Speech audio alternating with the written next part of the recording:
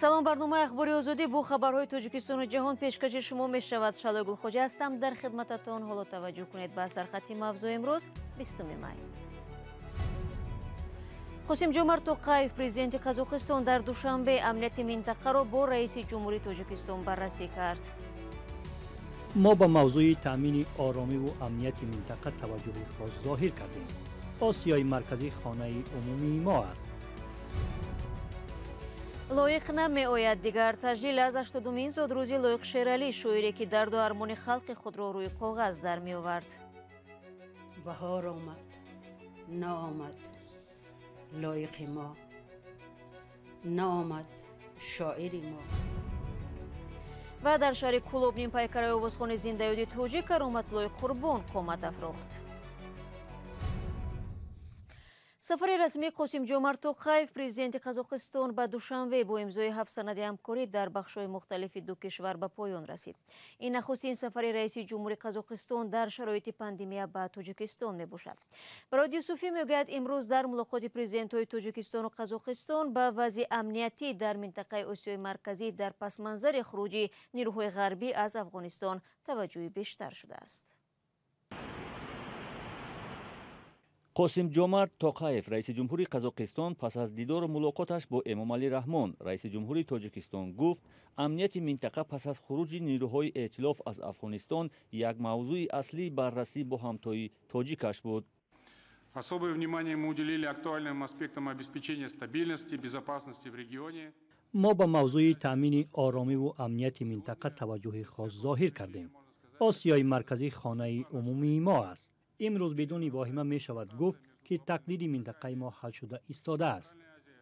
дар ҷаҳон муқовимат миёни бозигарони аслӣ дар ҳоли афзоиш аст. иқтисоди ҷаҳон дар вазъияти ноором қарор дорад. вобаста ба пандемия, ноустувориҳои сартосарӣ меафзояд. мавзӯъҳои терроризму экстремизм, қочоқи маводи мухаддир, ҷинояткории трансмиллӣ ва вазъи бади амниятӣ дар Афғонистон нигаронкунанда боқӣ мемонад. Транснациональной преступности вызывает беспокойство тяжелое положение дел в Афганистане.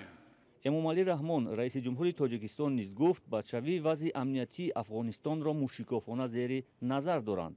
ба қавли ӯ, зеро пас аз хуруҷи нерӯҳои эътилоф аз Афғонистон вазъи амниятӣ дар ин кишвари ҳаммарз бад пешгӯӣ мешавад. Эмомалӣ Раҳмон ҳамчунин Қазоқистонро аз ҳамкорони аслии тиҷоратии Тоҷикистон унвон кард ва гуфт, бо вуҷуди пандемияи коронавирус дар як соли ахир ҳаҷми гардиши мол бо ин кишвар боло рафтааст. Последние годы Казахстан прочно утвердился на втором месте среди основных внешнеэкономических партнеров. солҳои ахир Қазоқистон дар миёни ҳамкорони хориҷии иқтисоди Тоҷикистон мутмаинона ба мақоми дуввум расидааст. Қазоқистон ба таври суннатӣ яке аз воридкунандагони аслии ғалладона, орд, гази моеъ ва маҳсулоти нафтӣ ба бозори Тоҷикистон маҳсуб мешавад. гардиши мол миёни кишварҳои мо дар соли гузашта сарфи назар аз пандемия тақрибан ба марзи $1 миллиард расид.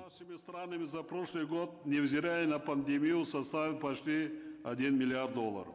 дар интиҳои дидору мулоқотҳо ҷониби Тоҷикистону Қазоқистон дар бахши равобити хориҷӣ, мубориза бар муқобили маризии сил, дар бахши фарҳанг, саноат, инноватсия ва татбиқи тарҳҳои муштарак оид ба таъсиси низоми тақсимоти молҳо, созишномаҳо ва санадҳои ёддошти тафоҳум ба тасвиб расониданд.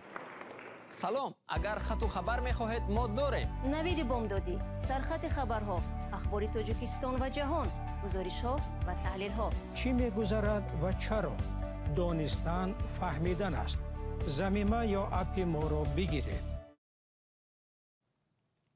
рӯзи 18 май аз 80-умин солгарди Лоиқ Шералӣ, шоири шинохтаи тоҷик, таҷлил карданд. ин маҳфил бо ҳузури садҳо нафар аз мардум ва шоирону намояндагони мақомот дар шаҳри Панҷакент баргузор шуд.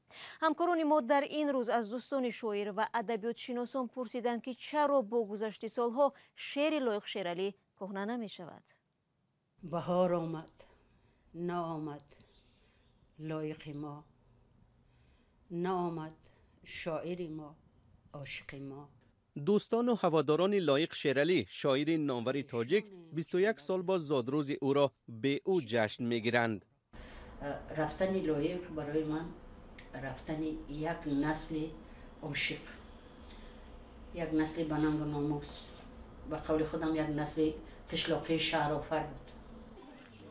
لایق شیرالی 20 می سال 1941 در روستای مزار شریف پنجکند به دنیا آمده 30 ایون سال 2000 در 59 سالگی درگذشت. دوستانش میگویند در این مدت نام لایق شیرالی و شعرش نه تنها از زبانها ناافتاد بلکه هرچی بیشتر در محفل‌های شادی و عزا و لحظه‌های غربت و جدایی صدا می‌دهد. من روزی محبوبیت شعر شادروان لایق شیرالی پیش از همه در آن است که به مسائل عاطفی و اجتماعی در پیوند یکدیگر توجه کرده است. دیگر پهلو و راز مقبولیت شعر شادروان لایق شیرالی البته در شاعرانگی بیان او و غناوت زبان شعر او است.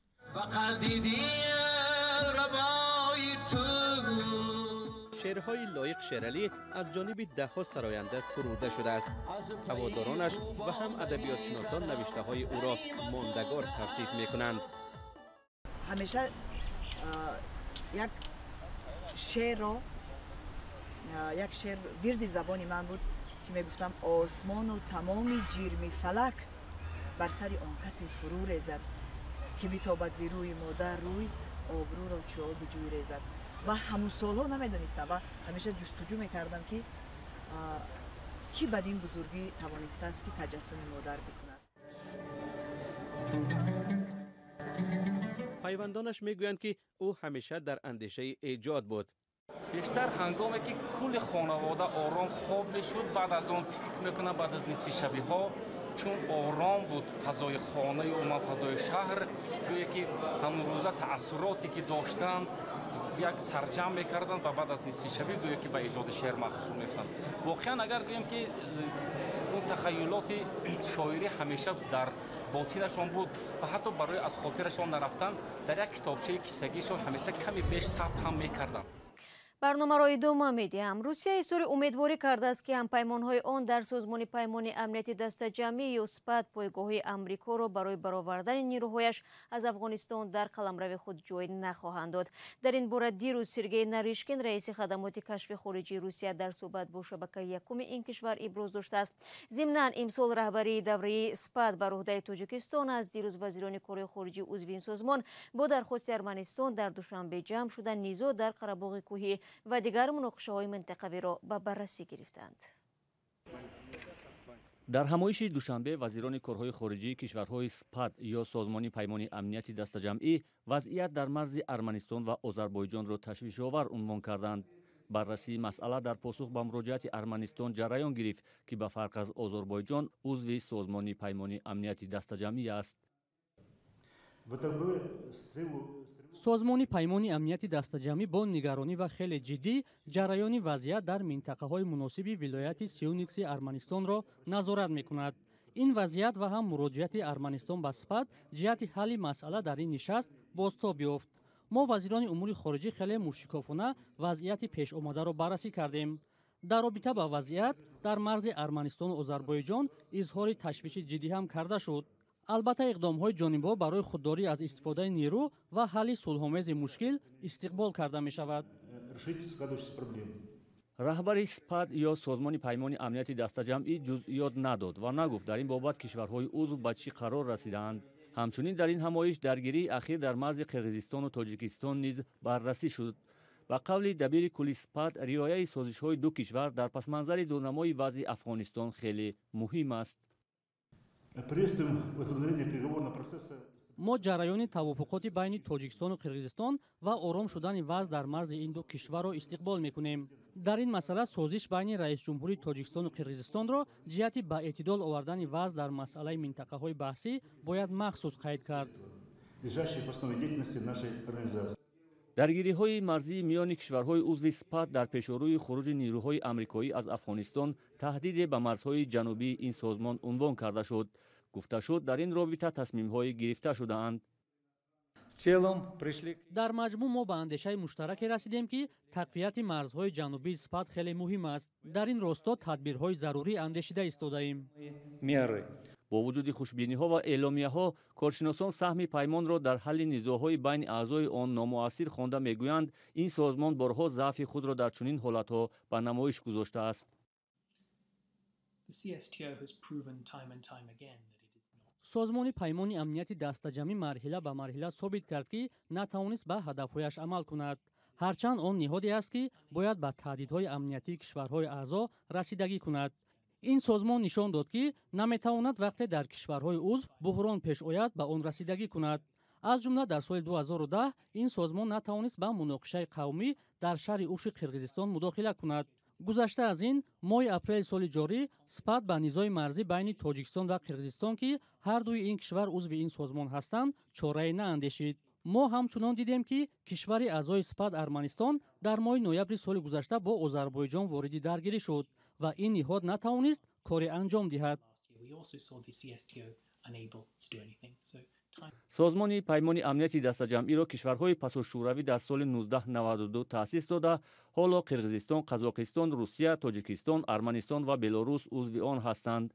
سازمان پیمان امنیتی دستجمعی با هدف تقویت صلح، امنیت و استواری در منطقه و جهان، حفظ دستجمعی استقلال، یگانگی مرزی و تمامیت ارضی کشورهای عضو تأسیس شده است.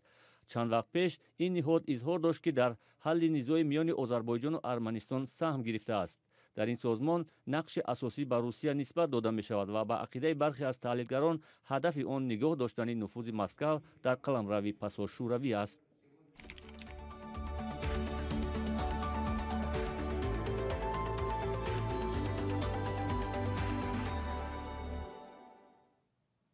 ساکنان شهر کولوب امکان پیدا کردند که در برابر شنیدن آهنگ‌های ماندگار کرامت‌الله قربان آوازخوان زنده یاد توجیک خاطره او را با گذاشتن نیم پیکره‌اش پست دارند.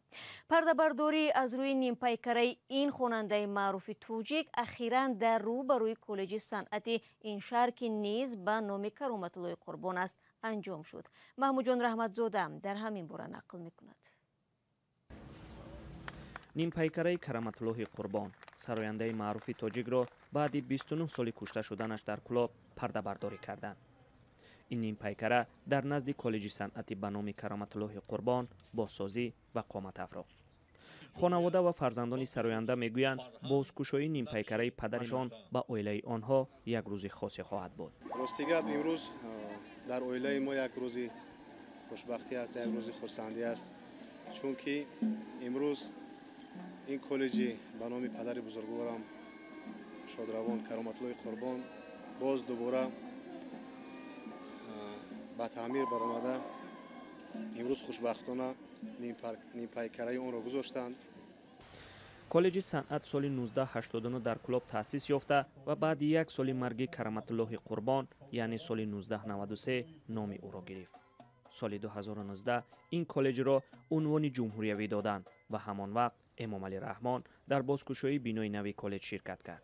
تا وقتی هستیم نامبردار پدر و نامبردار ملت عزیز هستیم چون پدر بزرگوارم. کرامت‌الله قربان سراینده مشهور تاجیک سال 1992 بعد بازگشت از توی عروسی با اعضای گروهش از یاوان کشته شده بود. آن زمان کرامت‌الله قربان همچون آوازخوان سرشناس تاجیک به حساب می‌رفت. با گذشت 29 سال از قتل کرامت‌الله قربان حالا هم صدا و نوازش و آهنگ‌های او در اینترنت خاموش نمی‌شود. این آوازخوان بخیر بود. این مطلب آخری برنامه امروز بود. تشکر از یکایک شما که تا این لحظه ها ما را همراهی کردید. چون همیشه از اون خبرگزاری‌های دیگر را میتوانید در سامانه رادیو آزادی زیر نشانی www.azadi.org بخوانید و گزارش‌های ویدیویی باشد در صفحه آزادی ویدیو در یوتیوب گذاشته می‌شود. تا ملاقات در نشرهای بعدی برنامه. خدا نگهداری شما.